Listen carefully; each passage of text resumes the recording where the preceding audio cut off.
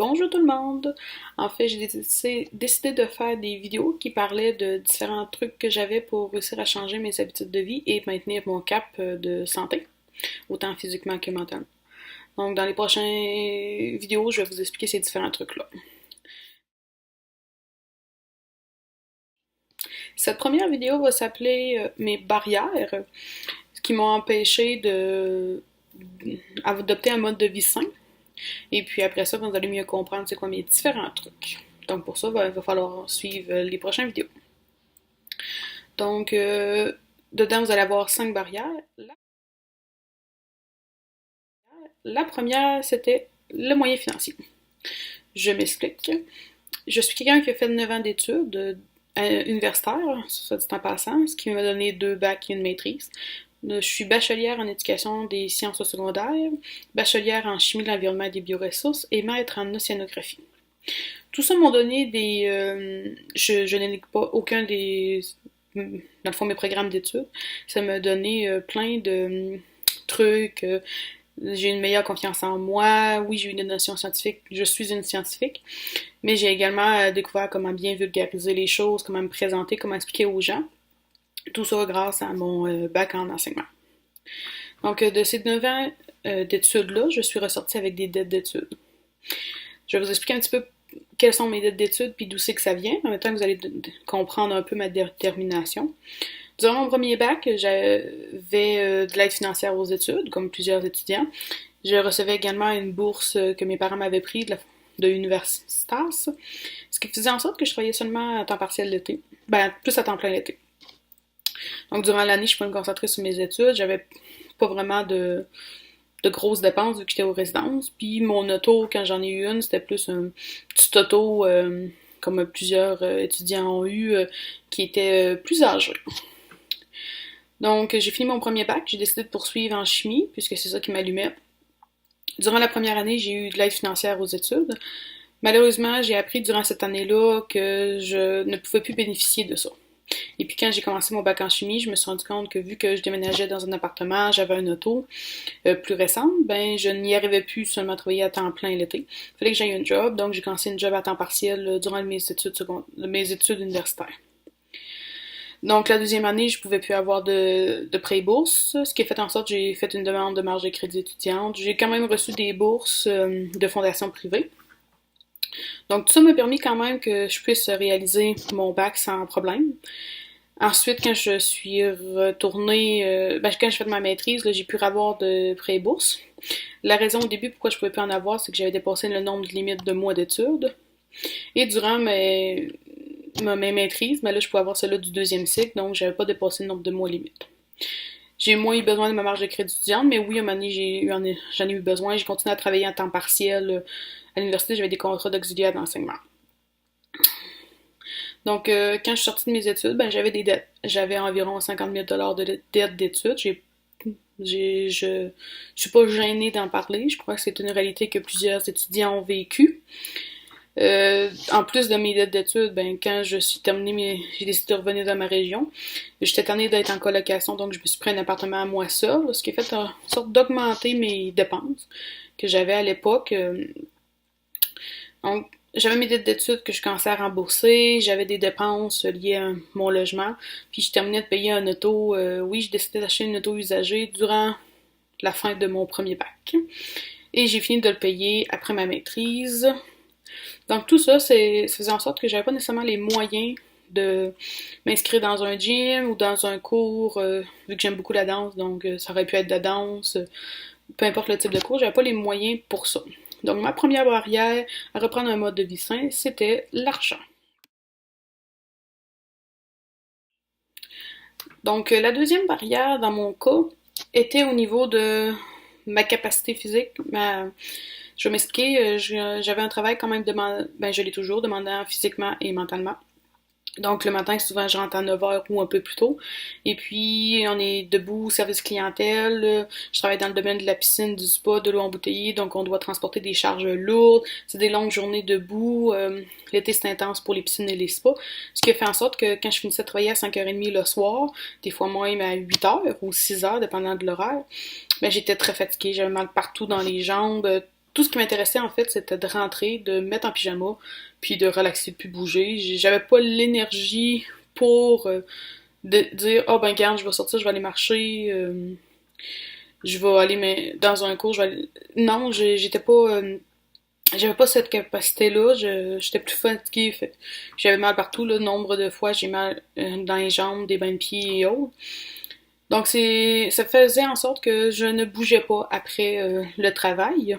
Et puis vu que je commençais tôt, ben je me levais, je me préparais, j'allais travailler, donc je voyais pas le moment dans la journée que je pouvais m'entraîner. Puis c'était vu que j'en faisais quand même pas mal dans ma job durant la journée, ben je trouvais que c'était suffisant pour mon travail.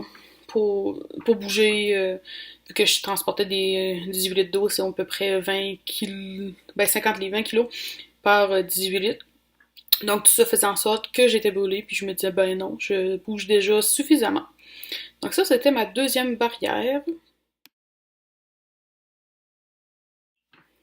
Ma troisième barrière, c'était au niveau de l'espace. J'étais dans un appartement et j'avais plus ou moins d'espace pour bouger. En fait, je pouvais pas mettre une machine de step, un elliptique, tapis roulant. Si je voulais avoir des équipements pour m'entraîner, j'avais pas cet espace-là. Et même si c'était sans équipement, c'était plus de l'entraînement à la maison, ben j'avais pas non plus beaucoup d'espace. Souvent, ben j'avais ma TV, ma table de salon, mon divan, puis tout ça était quasiment collé. Il y a à peu près l'espace d'une personne pour bouger. En tout cas, c'était petit, j'avais pas beaucoup d'espace. Ce qui faisait en sorte que je me disais, ben, regarde, si je veux m'entraîner à la maison, j'ai pas d'espace pour ça, ça me donne rien. Et puis j'avais déjà les autres barrières, soit l'argent et puis aussi j'étais fatiguée, donc sortir, je voulais rester à la maison. J'étais plus casanière dans ce moment-là. Donc maintenant, la quatrième barrière qui m'empêchait de reprendre un mode de vie plus sain, c'était au niveau du bruit. Et ça, ils vont dire, ah, mais c'était, vu que j'étais au deuxième plancher, j'avais des voisins en dessous de moi, c'était un bloc un peu moins bien isolé sonore. Donc, je voulais pas déranger mes voisins en dessous en faisant du bruit parce que, exemple, j'avais un petit step, là, pas la machine de step, là, mais un petit truc qu'on monte puis on descend. Et puis, donc, je vais pas faire du bruit en tapant, en bougeant là-dessus. De danser, peu importe le type d'entraînement, je voulais pas les déranger quand on entend piétiner. J'aimais pas ça entendre l'autre d'en haut piétiner. Donc, je me disais pourquoi je ferais quelque chose que j'aime pas. C'était pour ça que je me disais, ben là, je pourrais pas faire un type d'entraînement à la maison puisque j'avais peur de déranger. Pendant 2 ans, ça a été ça. J'avais peur de déranger, autant au niveau de l'entraînement, mais aussi pour écouter la TV ou autre. Là, je voulais rester discrète. Je voulais pas qu'il y ait de problème avec les voisins. Donc, c'est pour ça que je me dis, ben là, je veux pas faire de bruit, je m'entraînerai pas à la maison.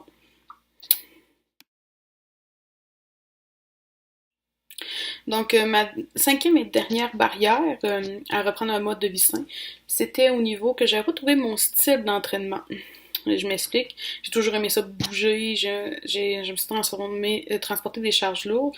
J'aime un peu moins faire du cardio. Pour plusieurs raisons. Là. C'est pas. Et puis ça donnait en sorte que m'entraîner à la maison ou à l'extérieur, ben j'ai déjà été dans les gyms puis je trouvais ça un peu plate. Pas de un, il fallait que je me déplace. Mais de deux, je tripais pas sur le style d'entraînement, surtout il y a plusieurs années, c'était moins des entraînements variés, là, c'était encore l'ancienne mode. On fait du cardio, mettons du vélo stationnaire, puis après on fait du musculaire. C'était pas ce que j'aimais, puis de faire ça 3 fois par semaine. Donc c'était un peu ce style-là que j'aimais pas. Après ça, ben j'avais des DVD d'entraînement de danse, de yoga, puis d'entraînement avec un step ou autre. Et puis je commençais, mais je décrochais après 2 séances, j'aimais pas ça. Je me sentais pas bien dans ce type d'entraînement-là. J'ai toujours les DVD si éventuellement un jour je décide de le faire. Et puis je me dis, ah ben j'aime ça danser à Wiglet cours du baladi, mais finalement je tripais pas. Donc j'avais pas trouvé ce qui me permettait de d'avoir yes, je vais bouger, je vais m'entraîner. Donc je vous ai parlé de mes 5 barrières à reprendre un mode de vie sain, soit l'argent. Je pense que plusieurs personnes ont ce problème-là. Ben, pas nécessairement un problème, mais on a des fois des moyens financiers plus restreints. J'avais un travail quand même demandant, donc j'étais brûlée, même encore. Quand je rentre chez nous le soir, ben je veux pas sortir de chez nous. Je préfère rester en pyjama et rester chez moi pour relaxer ou pour faire plein d'autres choses. Là. J'ai déjà assez vu de monde dans la journée, ça me tente pas d'en voir d'autres à l'extérieur. J'avais un espace plus restreint.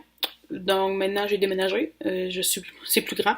Donc on me voit présentement dans mon bureau, qui est quand même relativement grand. Il est quasiment aussi grand que ma chambre ou que le salon. Donc je pourrais m'entraîner dans mon bureau, mais je le fais dans le salon. Donc c'est ça, j'avais un espace plus restreint. Je voulais pas déranger mes voisins par le bruit que j'aurais pu faire en faisant des jumping jacks, en faisant du step ou peu importe, whatever. Donc je voulais pas les déranger. Et puis la cinquième barrière, ben, c'était que j'avais pas trouvé mon style d'entraînement. J'aimais pas ça, ce qui était offert au niveau des types d'entraînement, et puis ça m'empêchait de recommencer. Donc vous avez vu mes 5 barrières, je vous ai les expliquées, puis prochainement dans mes vidéos, ben, je vais plus vous donner des trucs pour changer vos habitudes de vie, ce qui m'a aidé et ce que je fais à tous les jours. Des fois c'est plus facile, d'autres fois c'est plus difficile, mais ça va être des petits trucs que je vais vous donner régulièrement. Donc merci de m'avoir écouté et puis à la prochaine!